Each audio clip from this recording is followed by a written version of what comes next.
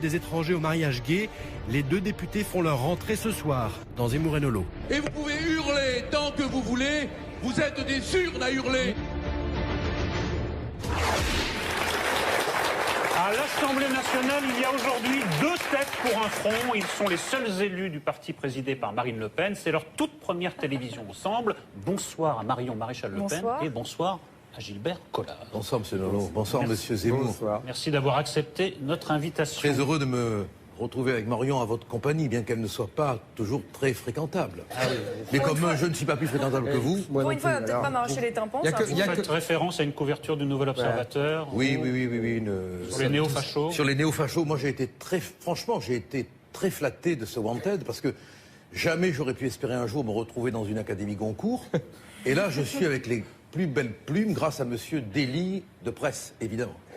Très joli. Mais gardez-en un peu, parce qu'on a beaucoup de sujets à aborder. Oui, on va essayer de se maîtriser. Mademoiselle Maréchal Le Pen. Il va te faire concurrence. Oui, je comprends bien. Oui, Impossible. Non, moi c'est Impossible. stade industriel du calembour.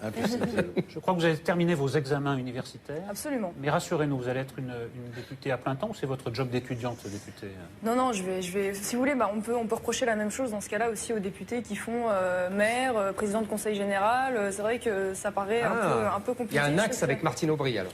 Notamment, Sur mais le non-cumul. c'est pas la seule, loin de là. Mais c'est vrai que je constate que c'est quand même un travail qui prend énormément de temps. Et donc je m'étonne de leur capacité. Ils sont un peu surhumains. C'est la vôtre que je questionnais. Oui, non, bien Ça sûr. peut échapper. Bien sûr, Est-ce non, que non, vous mais allez vous y il y a pas de consacrer à souci, plein mais c'est temps? vrai que je Voilà. me suis rendu compte de ce fait-là. Évidemment, mon travail de député sera ma priorité absolue. C'est vrai que je vais quand même essayer de m'arranger éventuellement avec mon directeur de M2 pour voir si je peux avoir certaines dispenses. Mais néanmoins, je vais quand même essayer de passer les M2, c'est examens. Master 2, c'est ça? Exactement. De toute Parce que façon, je veux- Marion, au bout de 8 ans, tu peux devenir avocate sans examen. Hein. Oui, mais ça me déplaît, moi. Ça me plaît pas trop. Nous voilà rassurés. Gilbert Collard, quelle est la différence essentielle entre l'opposition que vous incarnez à l'Assemblée et l'opposition qu'incarne l'UMP, par exemple? Qu'est-ce qui vous distingue? C'est la différence entre l'érection et la mollesse. Hein. Ça demande un développement, même si l'image est parlante. Heureux de vous venir en aide. Mais Jean-François Copé parle d'une opposition Décomplexé. Décomplexé. Décomplexé et implacable. Je vais vous donner un exemple. Je dis, il me semblerait que, compte tenu de la situation des finances, il soit raisonnable de supprimer l'aide médicale d'État et sa gratuité qui nous coûte 600 millions d'euros. Bon.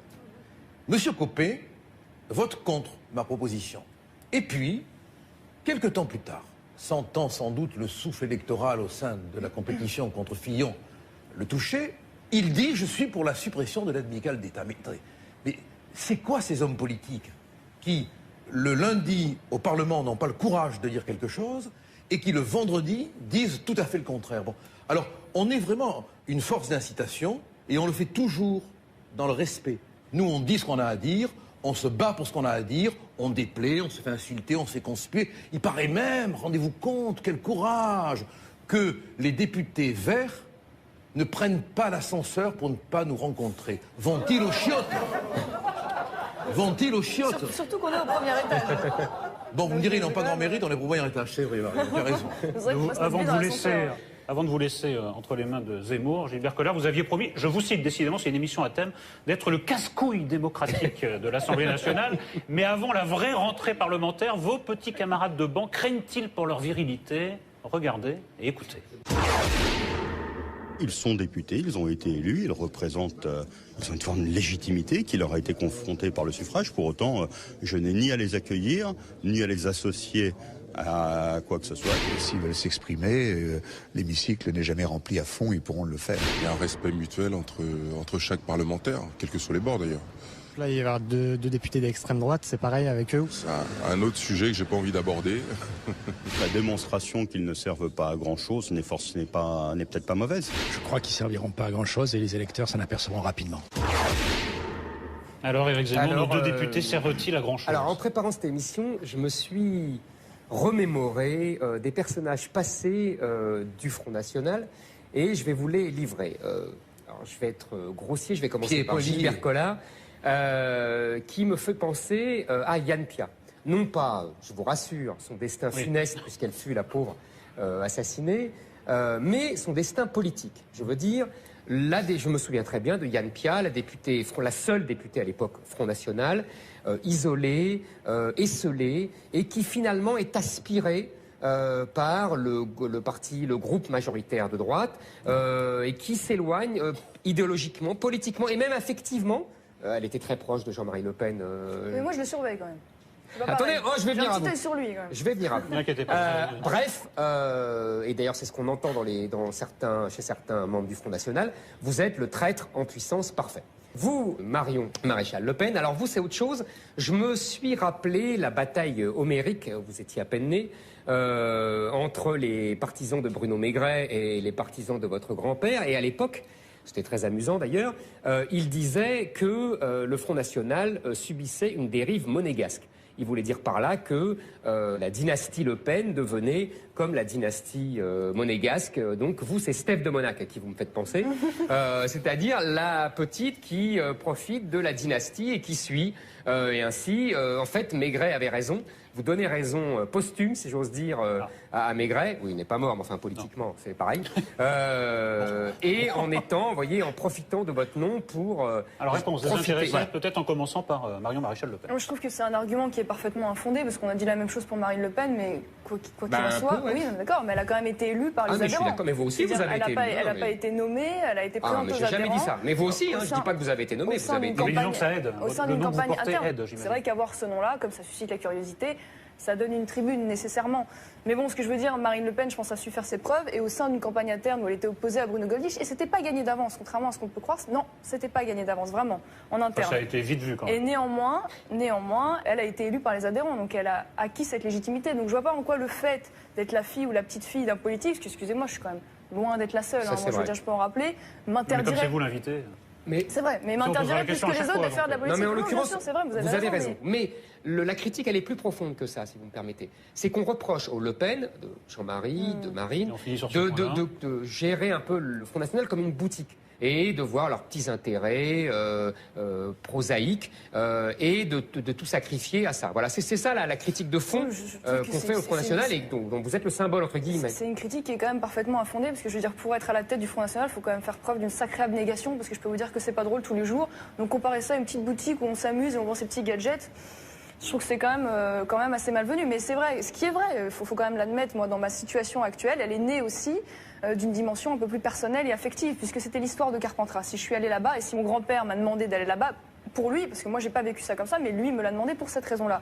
Donc c'est vrai que la dimension affective, familiale a joué. Mais bon, néanmoins, je pense qu'aujourd'hui, ma légitimité, elle est plus là, elle vient de mon élection. Voilà. Et le traître? Moi, je n'ai pas la fibre traître. Je trahis quand on me trahit affectivement. C'est psychanalytique. Ma mère m'a mis en pension quand j'avais 8 ans. Elle m'a dit, mon petit chéri, je viens te rechercher dans 2 mois. J'y suis resté 8 ans. Bon. Donc, pour être très clair... Marine Le Pen, c'est votre maman, alors? Mais c'est pas ma maman, parce que je pourrais être son père. Oui, c'est pour ça que ça m'étonne. J'ai une grande affection pour elle. Et je ne la trahirai jamais. Sauf si, sur le plan affectif, elle me trahit. Et je le dirai, moi, très franchement, hein, j'en ai rien à foutre de dire ce que j'ai envie de dire. Que ça plaise ou que ça ne plaise pas. Donc je dirais, mais je suis prêt à aller jusqu'au feu des barricades médiatiques, voire même de la rue s'il le fallait, pour demeurer fidèle. C'est mon petit côté monarchiste ou anarchiste, je sais pas. Bon, très bien, c'est noté tout ça. Maintenant, on pose le deuxième sujet qui était déjà abordé par vos collègues députés, c'est à quoi servez-vous? Parce que déjà que les députés, même quand ils sont 250, ne servent pas à grand-chose. Mais alors, imaginez 2 députés. Oui. Alors là, ça sert à rien. La question qu'il faudrait poser à Marion, c'est continuer vos études tranquillement. De toute façon, à l'Assemblée, non, à Marion Maréchal Le Pen. De toute façon, privilégiez vos études, puisqu'à l'Assemblée, il n'y a rien à faire, vous ne servez à rien. Posez une question par an et vous aurez la télé le mercredi et c'est très bien. Tant qu'à Gilbert Collard, Il a du travail, il est un avocat renommé. Et quand vous dites, je sais pas comment il faisait, c'est très simple, ils ne viennent jamais à l'Assemblée. C'est totalement faux ce que vous dites. Enfin, excusez-moi, mais moi je Mais suis pas du tout d'accord. On a dit la même chose. On nous fait un procès là-dessus. Ça fait des années que ça dure. On a dit la même chose pendant les présidentielles, ça sert à quoi pendant les législatives. Mais systématiquement, regardez, nous avons été au centre du débat politique. Ça veut dire qu'ils ont passé leur temps à se positionner vis-à-vis de nous. Nous avons été le centre du sujet et des discussions. Mais alors, pendant la présidentielle ? Pendant la présidentielle et pendant les législatives. Mais quoi qu'il en soit, si vous voulez, nous sommes là, notre force, et même en tant que député, c'est déjà d'avoir une tribune, d'avoir une crédibilité. Parce que nous, depuis des années, le seul argument qu'ils ont contre nous, parce que nous avons acquis notre crédibilité au niveau des idées, parce que les faits nous donnent raison. Donc ils nous font un procès en compétence systématique. De toute façon, le Front National, ils n'ont jamais eu le pouvoir, donc ils ne savent pas faire. C'est des bleus marines, ils sont nuls. J'ai remarqué la blague tout à l'heure. C'était bien. Il n'y a que des concurrents aujourd'hui. Donc c'est en dur, gros, notre but maintenant, c'est de prouver que nous sommes capables d'être déjà pour les années à venir dans les exécutifs des mairies, donc que nous savons gérer le pouvoir, mais aussi au sein d'une assemblée, que nous sommes capables de discuter, de travailler, de gérer des questions nationales. Mais nous sommes là surtout pour susciter le débat. Et pour porter la contradiction, c'est déjà énorme, même si nous n'influençons pas la politique du gouvernement. Vous aboyez, la caravane passe. Est-ce qu'il y a une proposition de loi qui vous tiendrait à cœur et qui aurait une chance de faire passer grâce à vous? Je vais vous donner un exemple de notre capacité d'intervention. En ce qui concerne le harcèlement sexuel, bien sûr. Nous avons proposé que le nom des victimes ne figure pas dans la presse, sauf si elles sont d'accord. Quand j'ai dit ça en commission des lois, ils ont eu l'air très embêtés. Ils m'ont dit, mais pourquoi vous n'avez pas déposé un amendement à la commission? Parce que j'ai lu le traité de droit parlementaire. Et que si je la dépose en commission, c'est plus la mienne de proposition. D'accord? Donc à l'Assemblée, j'ai dit, mais attendez, vous voulez protéger les victimes. La première chose à faire, c'est de protéger leur anonymat. 2 ministres m'ont répondu. 2 ministres ont été obligés de me répondre. Et Mme Taubira a été obligée de concéder qu'elle ferait une directive au procureur. Bon. L'important pour nous, c'est de trouver les axes où on arrive à déstabiliser la structure complètement idéologique. Et on le fait. Et pourquoi on est utile à l'Assemblée? Parce qu'on est là aujourd'hui. Parce que si on n'était pas à l'Assemblée tous les deux, on ne serait pas là aujourd'hui. Voilà. Et on est là et on est ailleurs. Et chaque fois, on travaille sur l'écho médiatique et social de la transformation qu'on veut de la société. Voilà, le Parlement nous donne une espèce de porte-voix. Voilà, c'est déjà pas mal. Eh bien, en 1986, ils n'étaient pas 2, ils n'étaient pas 10, ils n'étaient pas 20, ils étaient 35 députés du Front National à faire leur entrée dans l'hémicycle. Après avoir fait le plein des voix, grand-père Le Pen donnait de la voix. C'est la séquence coup de rétro. Mitterrand-Chirac, même politique, selon M. Le Pen, le changement n'a pas eu lieu. C'est moins désespérant en chantant.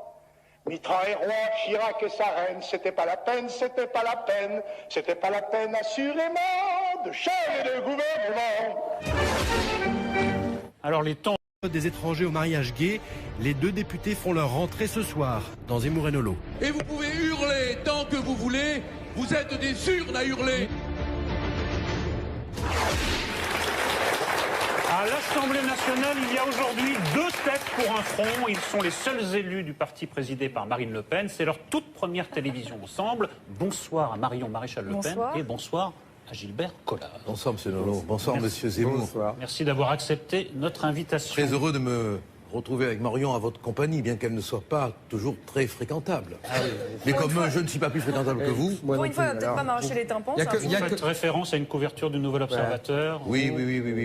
Sur les néo-fachos. Sur les néo-fachos, moi j'ai été très flatté de ce Wanted, parce que jamais j'aurais pu espérer un jour me retrouver dans une académie Goncourt.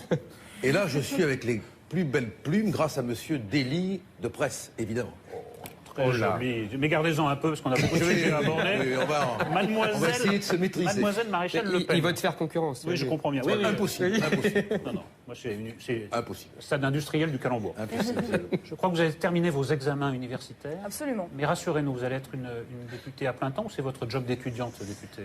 Non, je vais. Si vous voulez, on peut reprocher la même chose dans ce cas-là aussi aux députés qui font maire, président de conseil général. C'est vrai que ça paraît un peu compliqué. Il y a un axe avec Martine Aubry, alors. Notamment, mais c'est pas la seule, loin de là. Mais c'est vrai que je constate que c'est quand même un travail qui prend énormément de temps, et donc je m'étonne de leur capacité. Ils sont un peu peu surhumain. C'est la vôtre que je questionnais. Oui, non, bien sûr. Est-ce que vous allez vous y consacrer à plein temps? C'est vrai que je me suis rendu compte de ce fait-là. Évidemment, mon travail de député sera ma priorité absolue. C'est vrai que je vais quand même essayer de m'arranger éventuellement avec mon directeur de M2 pour voir si je peux avoir certaines dispenses. Mais néanmoins, je vais quand même essayer de passer les examens. M2, c'est Master 2, c'est ça? Exactement. De toute façon, Marion, au bout de 8 ans, tu peux devenir avocate sans examen. Hein. Oui, mais ça me déplaît, moi, ça me plaît pas trop. Nous voilà rassurés. Gilbert Collard, quelle est la différence essentielle entre l'opposition que vous incarnez à l'Assemblée et l'opposition qu'incarne l'UMP, par exemple? Qu'est-ce qui vous distingue? C'est la différence entre l'érection et la mollesse. Hein. Ça demande un développement, même si l'image est parlante. Heureux de vous venir en aide. Mais Jean-François Copé parle d'une opposition décomplexée. Décomplexée. Je vais vous donner un exemple. Je dis, il me semblerait que, compte tenu de la situation des finances, il soit raisonnable de supprimer l'aide médicale d'État et sa gratuité qui nous coûte 600 millions d'euros. Bon. Monsieur Copé vote contre ma proposition.